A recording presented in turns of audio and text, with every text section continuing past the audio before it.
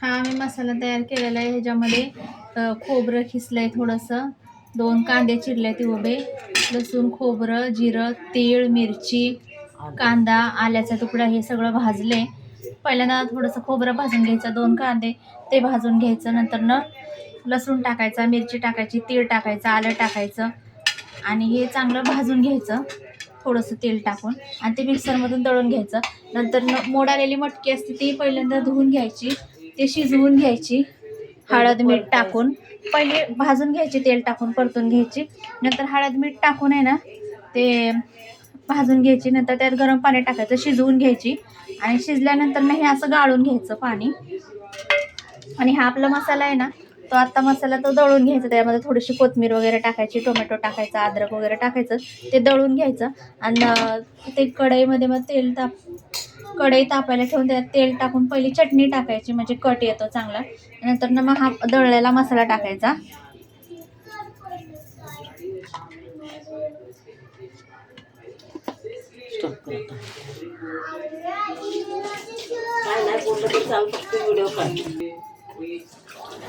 तर ते आपण मगाशी सगळं भाजलेलं होतं ना, ते पेस्ट करून घेतली, बारीक मिक्सरमध्ये वाटून घेतली. तर कढईमध्ये तेल टाकायचं. हे बघा, एकदम बारीक असं वाटायचा मसाला, एकदम पेस्ट बारीक करायची त्याची. कढईमध्ये तेल टाकायचं,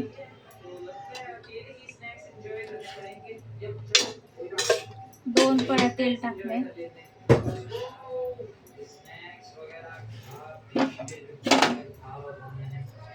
चटणी टाकायची, आपला लाल तिखट मसाला, कांदा लसूण मसाला, चटणी 1 चमचा,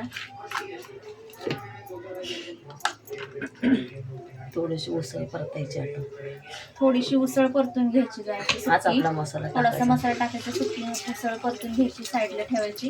नंतर हाच मसाला टाकून पातळ रस्सा करून घ्यायचा.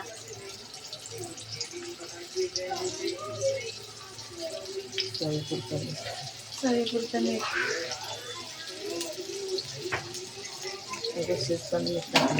त्यात शिजताना थोडंसं मीठ, हळद टाकली, पण नंतर पण टाकायचं मसाल्यामध्ये, थोडंसं मीठ टाकायचं, असं भाजून घ्यायचं तेलामध्ये.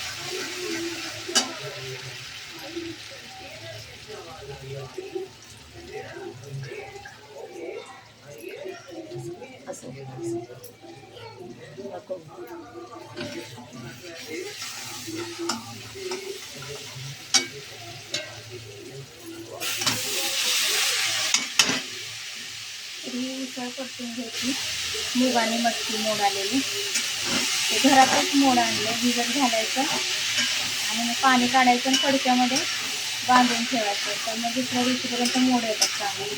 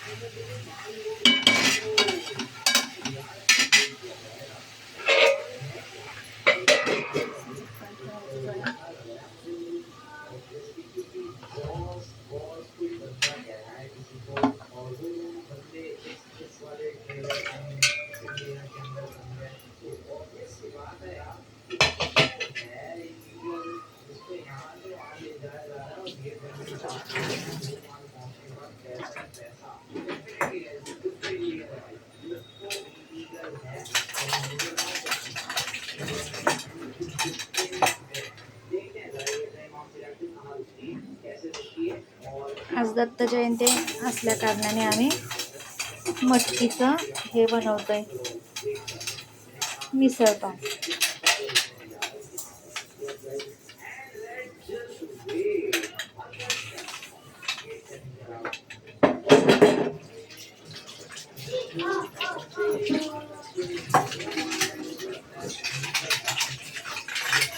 तर हे 5-7 मिनटं असं शिजवून द्यायचं थोडं वाफेवर झाकण ठेवून.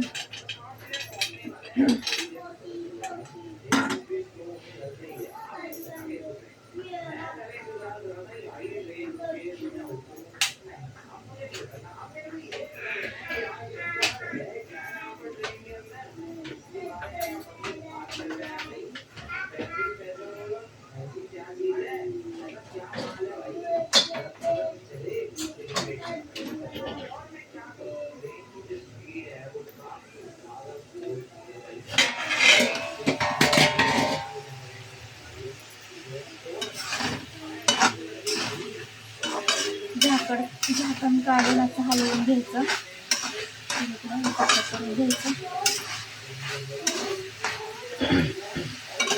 आणि हे एका छोट्या कढईमध्ये काढून ठेवायचं. असं ही अशी सुकी मटकी बनवली, मूग मटकी, तर एका कढईमध्ये काढून ठेवायचं.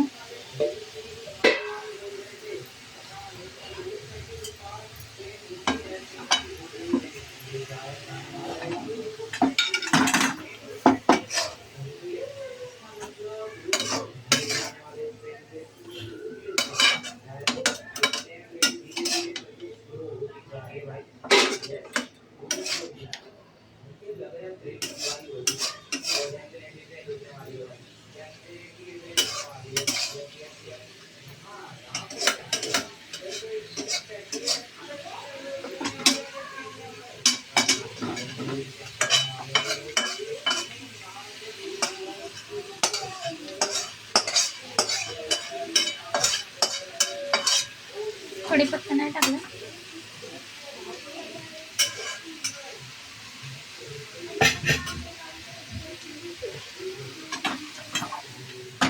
हे असं काढून साईडला ठेवून द्यायचं. सुकी मटकी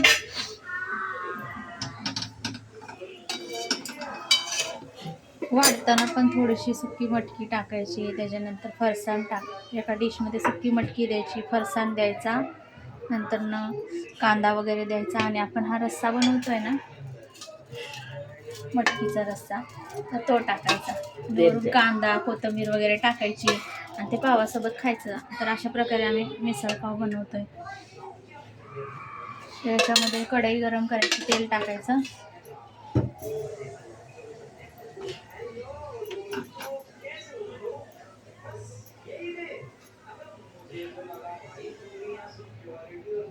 चटणी टाकायची आपली, लाल तिखट 1-1.5 चमचा चटणी टाकायची.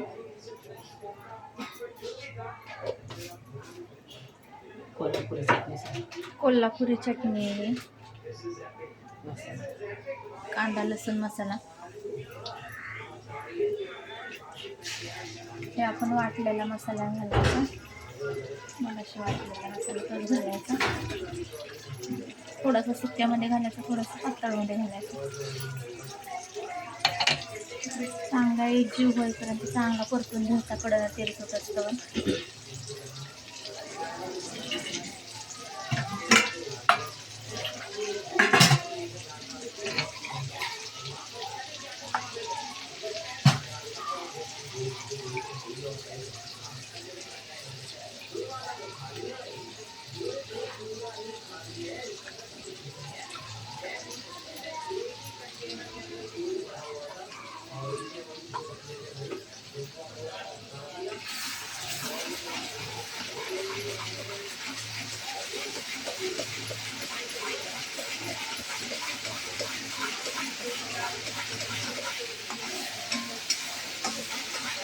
कट यायसाठी जास्त तेल टाकायचं आणि पहिल्यांदा चटणी टाकायची, म्हणजे कट येतो चांगला रश्श्याला.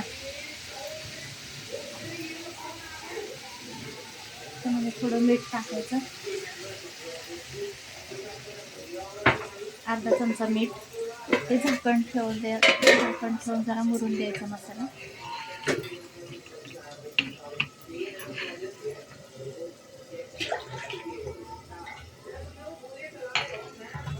हे आपण ते मूग मटकी शिजवलेलं होतं ना, ते पाणी गाळलं होतं ना, तेच पाणी ह्याच्यामध्ये टाकायचं कालवणामध्ये.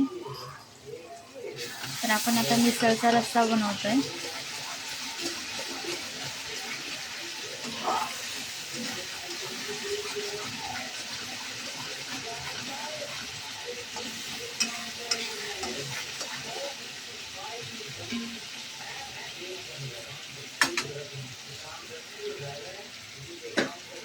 ते पाणी काढलेलं ते घालायचं.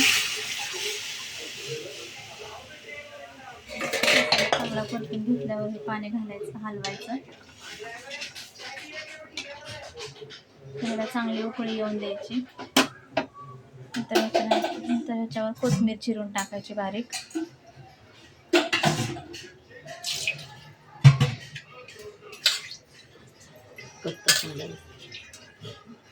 हे बघा, आपण तेलामध्ये चटणी टाकली ना तेव्हा कट कसा आलाय. तर उकळल्यानंतर ना खूप जास्त कट येतो, उकळल्यानंतर ना बघायचा कट चांगला येतो.